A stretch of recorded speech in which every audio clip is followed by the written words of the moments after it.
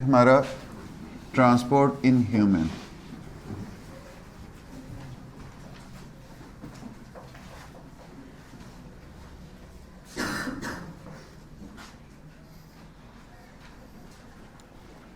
अब बेटे ह्यूमंस के अंदर दो तरह के सिस्टम्स मौजूद होते हैं जिनको हम नाम देते हैं कि ये सर्कुलेटरी सिस्टम्स हैं।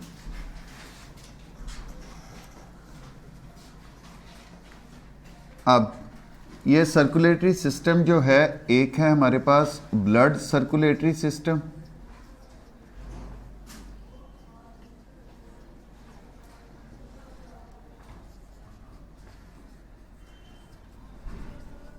और दूसरा है हमारे पास लिम्फेटिक सिस्टम।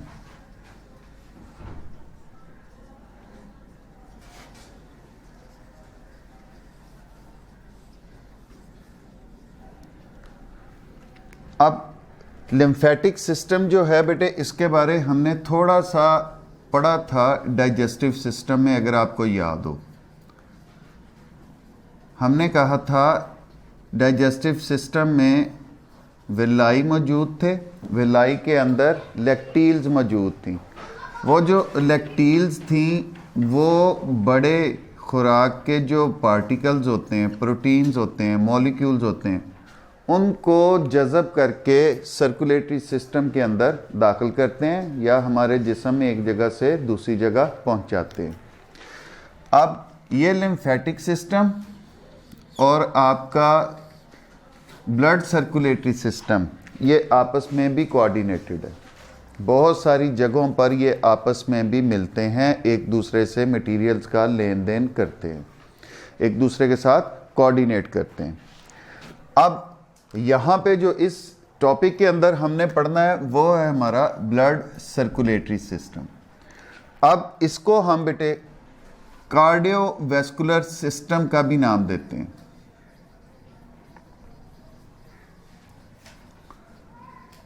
Cardiovascular system. अब इससे मुराद बेटे, ये हमारा जो सर्कुलेटरी सिस्टम है, it involves heart, blood vessels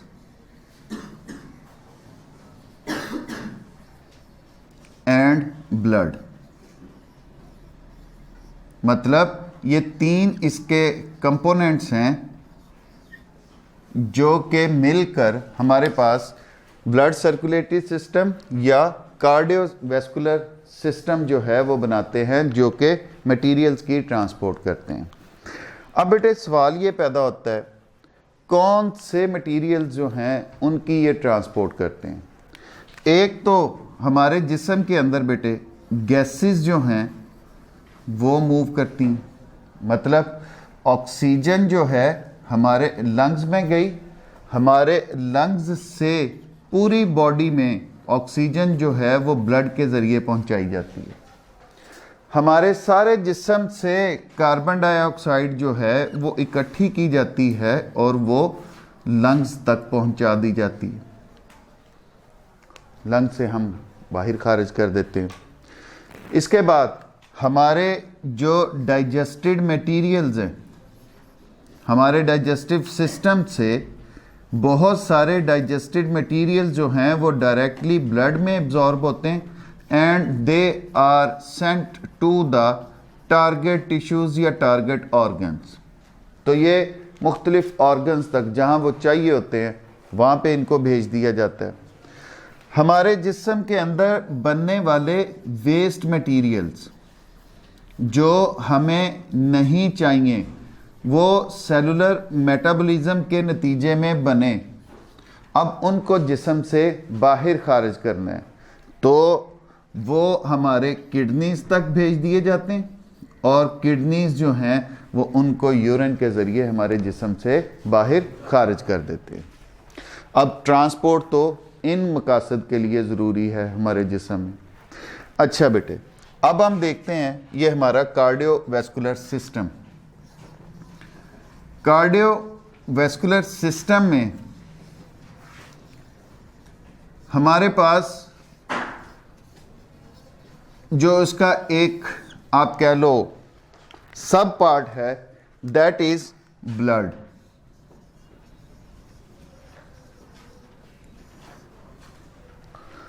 blood जो है बेटे, पहली बात कि ये एक कनेक्टिव टिश्यू है, ये हमने पहले पढ़ा हुआ है।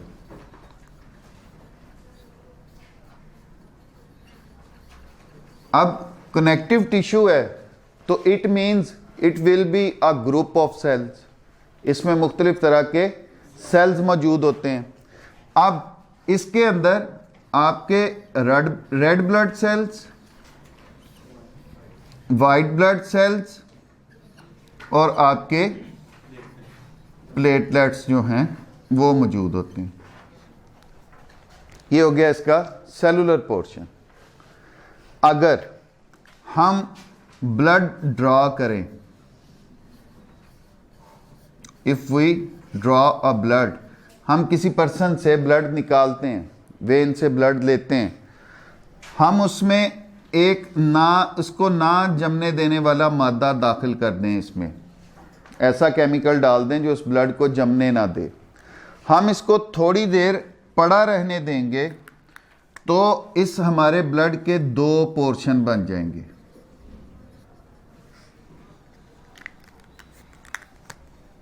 यहां तक फॉर एग्जांपल हमने इसमें ब्लड डाला था, तो थोड़ी देर बाद रखने पर ये दो हिस्सों में तब्दील हो जाएगा। अब ये वाला ऊपर वाला आपको वाटरी पोर्शन नजर आएगा, जिसको हम नाम देते हैं प्लाज्मा का, और नीचे वाला ये वाला आपको सेलुलर पोर्शन नजर आएगा। इस सेलुलर पोर्शन के अंदर आपके red blood cells, white blood sales और प्लेटलेट्स मौजूद होंगे। ये जो ऊपर वाला वाटरी पोर्शन है उसको हम प्लाज्मा का नाम देंगे, और मोस्टली आपके ब्लड का 55% जो है वो प्लाज्मा और 45% जो है उसका सेलुलर पोर्शन होता था ये whole blood.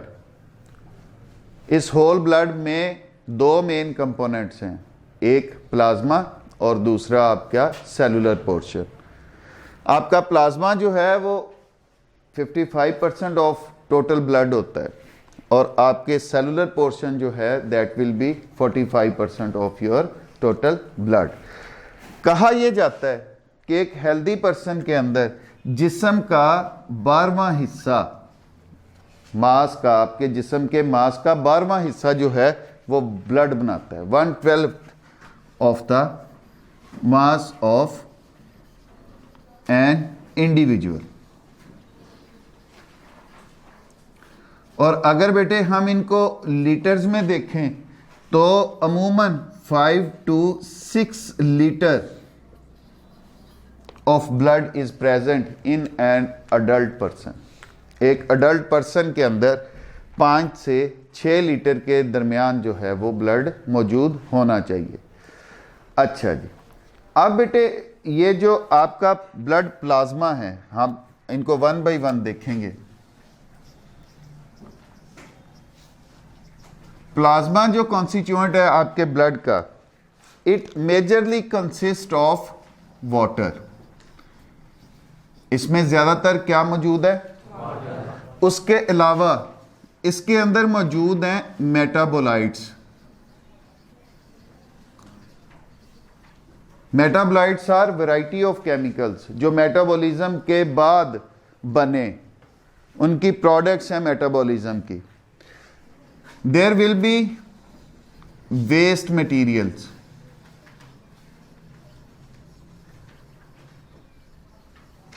and there will be salts in the plasma।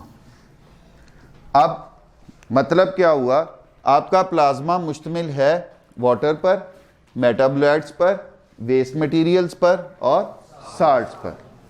अब इन मेटाबोलाइट्स के अंदर बेटे आपकी डिफरेंट प्रोटीन्स भी हो सकती हैं,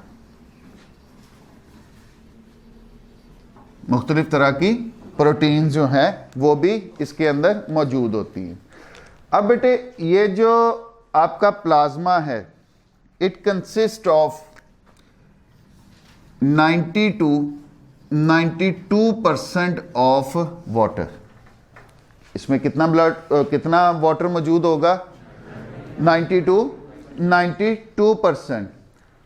और जबकि 8 से 10% जो हैं वो इनमें ये बाकी चीज़ें, ये वाली मेटाबोलाइट्स जो हैं, ये तकरीबन कितने होंगे? 8 से 10%। अब अगर इंडिविजुअली इनको हम देखें तो मेजर जो ये आपके कंपोनेंट्स हैं, मतलब साल्ट्स, अब साल्ट्स में भी ज़्यादातर आपका NaCl, अब NaCl जो है इसको हम टेबल साल्ट के नाम से भी जानते हैं। फिर ये जो मुख्तलिफ आपने साल्ट्स लिए उनके बाइकार्बोनेट्स वो इसके अंदर मौजूद होते हैं।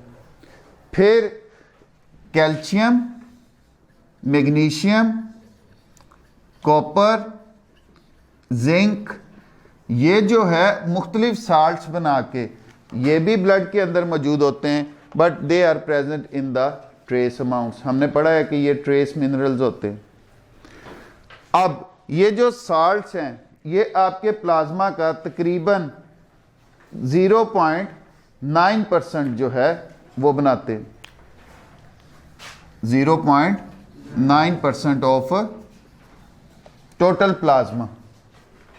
जबकि जो प्रोटीन्स हैं they will make 7 to 9% of plasma.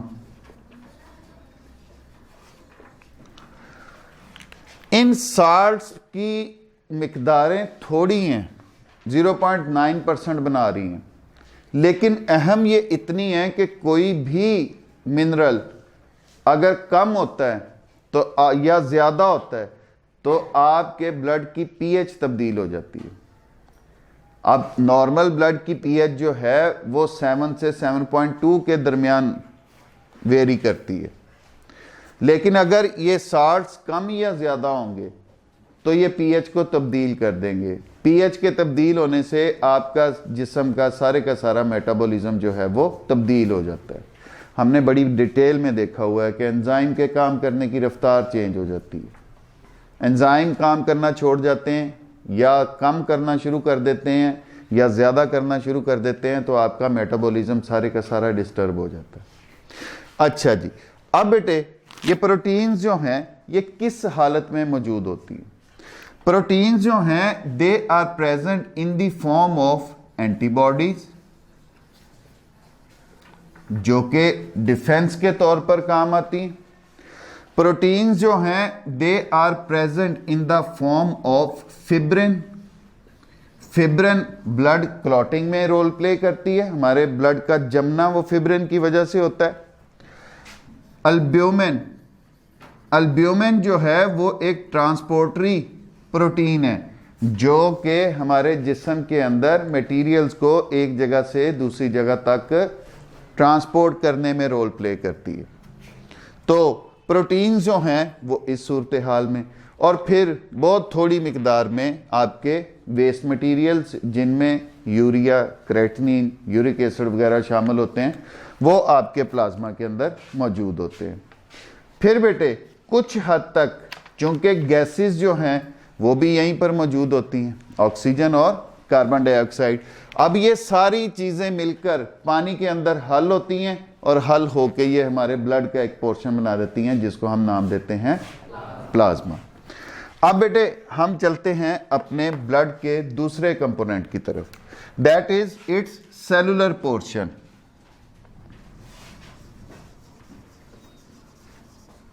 अब इस सेलुलर पोर्शन के अंदर हमने कहा there are red blood sales.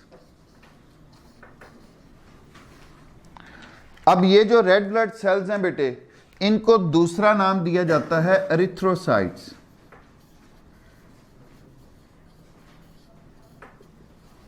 क्या नाम देंगे हम? एरिथ्रोसाइट्स। अब ये जो एरिथ्रोसाइट्स हैं बेटे इनकी तादाद मेल और फीमेल में नॉर्मल रेंजेस मुख्तलिफ होती हैं। ये तकरीबन 5 से 5.5 मिलियन जो है ये मौजूद होते हैं इन पर क्यूबिक मिलीमीटर मेल के अंदर, और फीमेल में ये 4.5 टू 5.0 या 4.0 टू 4.5 मिलियन पर क्यूबिक मिलीमीटर जो है ये मौजूद होते हैं। अब ये जो रेड ब्लड सेल्स हैं जब ये मैच्योर हैं, मैच्योर एरिथ्रोसाइट और red blood cell is enucleated. Enucleated mean nucleus is absent, इसमें न्यूक्लियस मौजूद नहीं होता। जब ये इमेच्योर सेल की सूरत में है, अभी मैच्योर नहीं हुआ, तब इसके अंदर न्यूक्लियस मौजूद होता है। लेकिन जैसे ही ये रेड ब्लड सेल जो है वो मैच्योर हो जाता है, इट बिकम्स ए न्यूक्लिएटेड। अब ये जो रेड ब्लड सेल अगर ए न्यूक्लिएटेड है तो इसके अंदर क्या मौजूद होगा? It will contain haemoglobin.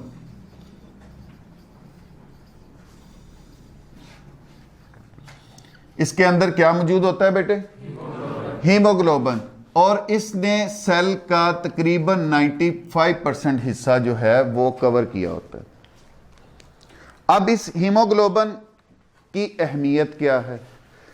ये हीमोग्लोबिन जो है basically it binds with oxygen, ये ऑक्सीजन के साथ बाइंड करती है। लंग्स से ऑक्सीजन हीमोग्लोबिन के साथ जुड़ती है और हीमोग्लोबिन को ही जो है वो रिस्पॉन्सिबल है इसको मसल्स तक पहुंचाने में या बाकी सेल्स तक पहुंचाने में। यही कार्बन डाइऑक्साइड को बाइंड करके लाती है पूरे जिस्म से और यही आके डिस्चार्ज करती है लंग्स के अंदर। अब जो बाकी 5% है बेटे वो इसका साइटोप्लाज्म है, इस सेल का, मैच्योर रेड ब्लड सेल का। अब इसके अंदर कुछ प्रोटीन्स मौजूद होती हैं, कुछ एंजाइम्स मौजूद होते हैं, कुछ साल्ट्स मौजूद होते हैं जो कि इसके मेटाबॉलिज्म के लिए ज़रूरी होते हैं। रेड ब्लड सेल्स बनते कहाँ पर है? जब फीटल एज है, फीटल एज से मुराद कि जब अंडर डेवलपमेंट है बच्चा, तो तब ये किसी हद तक उसके लीवर एंड स्प्लीन के अंदर बनते हैं। लेकिन जैसे जैसे बर्थ होगी कुछ अरसा बनते रहेंगे। उस बर्थ के बाद जब वो डेवलपमेंट का प्रोसेस पूरा हो जाता है, हड्डियां बननी शुरू हो जाती हैं, मजबूत होनी शुरू हो जाती हैं, तो ये हड्डियों के अंदर एबिलिटी मौजूद होती है जो कि हमारी बेसिकली फ्लैट बोन्स जिन्हें हम कहते हैं, इनके अंदर ये बनना शुरू हो जाते हैं। फिर लीवर और स्प्लीन नहीं बनाते, फिर हड्डियों के अंदर ये बनना शुरू हो जाता है। उसमें आपकी स्टर्नम शामिल है, आपकी रिब्स शामिल हैं और आपके वर्टिब्री जो है वो शामिल हैं। वहाँ पर ये बनने का प्रोसेस होता है। एक जो रेड ब्लड सेल होता है इसका एवरेज लाइफ स्पैन जो है ऑलमोस्ट 120 डेज होता है। उसके बाद इसने डेड हो जाना, उसके बाद ये डिस्ट्रॉय हो जाएगा, उसके बाद ये अपने कंपोनेंट्स में टूट जाएगा। इसके कंपोनेंट्स दोबारा फिर मिलेंगे, फिर इमेच्योर रेड ब्लड सेल बनेंगे, वो फिर मैच्योर होंगे, फिर नया एक फ्लो जो है वो हमारे ब्लड के अंदर शामिल होगा। नंबर सेकंड बेटे, that are white blood cells. White blood cells जो हैं इनको दूसरा नाम बेटे लीकोसाइट्स का भी दिया जाता है।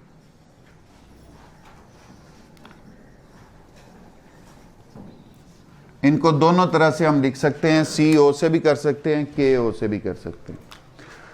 अब ये जो लीकोसाइट्स हैं बेटे ये बेसिकली कलरलेस होते हैं, इनका कोई रंग नहीं होता।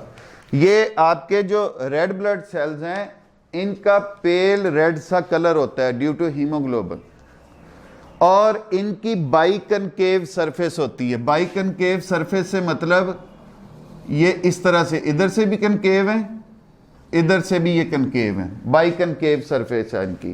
सामने से देखेंगे राउंड हैं, गोल हैं, लेकिन जब आप उसको साइड से देखेंगे वो दोनों साइडों से अंदर की तरफ धंसा हुआ, बाई कनकेव है। इसकी सेल मेम्ब्रेन इलास्टिक होती है ताकि ये ब्लड कैपिलरीज में से निकल भी सके, वापस भी उनमें दाखिल हो सके। अच्छा जी, अब बेटे ये जो हमारे वाइट ब्लड सेल्स हैं ये कलरलेस हैं और इनकी जो नॉर्मल रेंज होती है एक अडल्ट ह्यूमन के अंदर, दैट इज अबाउट 7000 टू 8000 पर क्यूबिक मिलीमीटर ऑफ ब्लड, कि 1 क्यूबिक मिलीमीटर में 7000 से 8000 होंगे। अब ये बेसिकली हमारे इम्यून सिस्टम बनाते हैं। हमारा मदाफ़ती निज़ाम जो है वो वाइट ब्लड सेल्स की मरहून मिन्नत होता है। They are the soldiers of our immune system. अब जैसे ही कोई फॉरेन पार्टिकल हमारे जिस्म में दाखिल होगा तो वाइट ब्लड सेल्स जो हैं वो अपना रिस्पॉन्स शो करते हैं, ये उनके खिलाफ लड़ते हैं, इनकी तादाद बढ़ती है। अगर ये जंग में मारे जाते हैं तो इनकी तादाद कम भी हो जाती है। वायरल इन्फेक्शंस में ये कम हो जाते हैं, बैक्टीरियल इन्फेक्शंस में ये ज़्यादा हो जाते हैं ब्लड के अंदर। अच्छा जी, अब इनका जो एवरेज लाइफ स्पैन है that depends upon type of white blood cell. जिस तरह का Union Laboratory and Diagnostic Centre. अब आपको किसी भी किस्म के टेस्ट के लिए लाहौर, मुल्तान, कराची या किसी भी बड़े शहर जाने की जरूरत नहीं। अब मियां चन्नू में ही वही मयार आपकी दहलीज पर मुयस्सर है। लेबोरेटरी की नुमाया खसूसियात, जदीद मशीनरी, स्टेरिलाइज्ड और कुशादा माहौल, कैलिब्रेन और क्वालिटी कंट्रोल, आला तालीम याफ्ता और मुस्तनद पैथोलॉजिस्ट और लैब टेक्नोलॉजिस्ट की ज़ेरे निगरानी, जहां पर शुगर, गुर्दे, जिगर, दिल, कोलेस्ट्रॉल, पित्ता, पेशाब, हेपेटाइटिस, यरकान, औरतों और मर्दों की पोशीदा अमराज से मुतल्लिका तमाम टेस्ट इंतहाई मुनासिब फीस में किए जाते हैं। बैरून मुल्क जाने के लिए आर्जी मेडिकल टेस्ट के लिए तशरीफ लाएं। घर से सैंपल कलेक्शन की सहूलत भी दस्तयाब है। जदीद तरीन पैथोलॉजी लैब को दुनिया के बेहतरीन आलात से आरास्ता किया गया है। यहाँ पे तकरीबन लेटेस्ट इक्विपमेंट पैथोलॉजी के सारे हैं। यहाँ पे ये है कि एक्यूट इमरजेंसी में जो भी चीज़ें रिक्वायर्ड होती हैं कार्डियक सर्जरी में, उसके अलावा बाकी कोई एक्सीडेंटल केस ऐसे हैं उनकी रिक्वायरमेंट के मुताबिक सारी चीज़ें यहाँ पे हैं। बेसिक जो हमारे टेस्ट हैं, उनके अलावा स्पेशल टेस्ट, हार्मोन एनालिसिस, उसके बाद इनके ट्यूमर माइक्रोबायोलॉजी डिपार्टमेंट, तो तकरीबन सब फील्डों को यहाँ पे कवर कर। Union Laboratory and Diagnostic Centre, Mehar Mohammad Naeem, laboratory manager, biochemist, lab technologist, MSc biochemistry, university of agriculture Faisalabad, BSc medical laboratory technology, Sheikh Zayed hospital, Punjab university Lahore. उसको सुपरवाइज करते हैं और हमारी जो इक्विपमेंट है लैब में वो second to none, top class.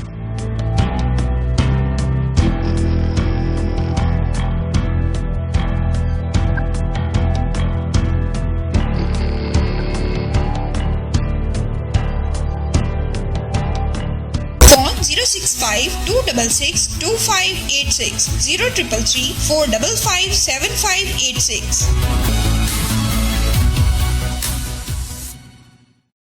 White blood cell होगा उसकी उतनी उम्र होगी, वो आगे जाके देखेंगे हम। इनकी डिफरेंट टाइप्स हैं। ये लाइफ स्पैन इनके ranges from days two years, मतलब ये दिनों से लेकर सालों तक जिंदा रहने की सलाहियत रखते हैं, लेकिन depending upon their different types.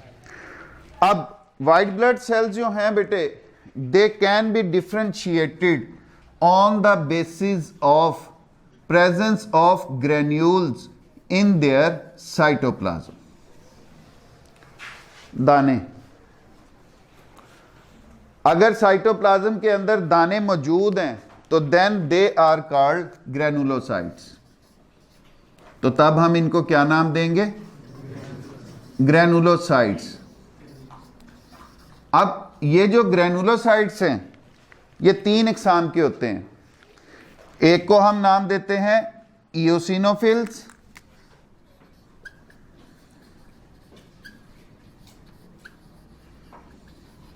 दूसरी टाइप को हम नाम देते हैं बेजोफिल्स, और तीसरी टाइप के हम नाम देते हैं न्यूट्रोफिल्स। अब ऐसा क्यों कहा जाता है? हमने तो कहा दे आर कलरलेस, इनका कलर नहीं होता। हमने कहा इनके अंदर ग्रैन्यूल मौजूद हैं तो इनको हम ग्रैनुलोसाइट्स कहेंगे। ग्रैनुलोसाइट्स के अंदर 3 इकसाम आ गई, इओसिनोफिल, बेजोफिल्स और न्यूट्रोफिल्स। एक स्टेन होता है H&E स्टेन, सॉरी आ गया मेरे जहन में, H&E स्टेन इसका नाम है स्टेन का। ये ब्लू कलर के हो जाएंगे, इनके ग्रैन्यूल्स जो हैं पिंक टू रेड कलर के हो जाएंगे। ये जो टाइप ऑफ सेल होगी इनके ग्रैन्यूल को कोई रंग नहीं आएगा जब हम H&E स्टेन करेंगे तो, हीमोटॉक्सिलिन ईओसिन स्टेन। अच्छा जी, अब ये तीनों मुख्तलिफ तरह के काम सर अंजाम देते हैं। ये जो आपके न्यूट्रोफिल्स हैं ये बैक्टीरियल इन्फेक्शंस में बढ़ते हैं और बैक्टीरिया के खिलाफ होते हैं। Destroy small particles by phagocytosis, ये छोटे चीज़ों को खा जाते हैं, उनको किल कर देते हैं। Eosinophils break inflammatory substances and kill parasites, ये जब टूटते हैं इनसे इन्फ्लेमेटरी सब्सटेंसेस निकलते हैं, इन्फ्लेमेटरी सब्सटेंसेस को ख़त्म करने की भी कोशिश करते हैं ये जो किसी ऑर्गेनिज्म ने बनाया हो। और ये पैरासाइट्स जो छोटी चीज़ें हमारे जिस्म में रहने की कोशिश करती हैं उनको किल करते हैं। बेजोफिल्स, बेजोफिल्स हमारे जिस्म के अंदर ब्लड के जमने के अमल को रोकते हैं कि हमारे जिस्म में ब्लड ना जमे, वो ख़तरनाक है ना हमारे लिए, तो ये उसको जमने से रोकते हैं। ग्रैन्यूल्स की बेस पर एक जिसके अंदर ग्रैन्यूल्स मौजूद है उनको हमने ग्रैनुलोसाइट्स का नाम दे दिया। जिनके अंदर ग्रैनुलोसाइट्स मौजूद नहीं है, ग्रैन्यूल्स मौजूद नहीं है, उनको हम कहते हैं ए ग्रैनुलोसाइट्स, मतलब ग्रैन्यूल्स इनके अंदर एब्सेंट है, मौजूद नहीं है। तो ये दो टाइप्स हैं आपके पास। एक को हम नाम देते हैं मोनोसाइट्स और दूसरे को हम नाम देते हैं लिम्फोसाइट्स।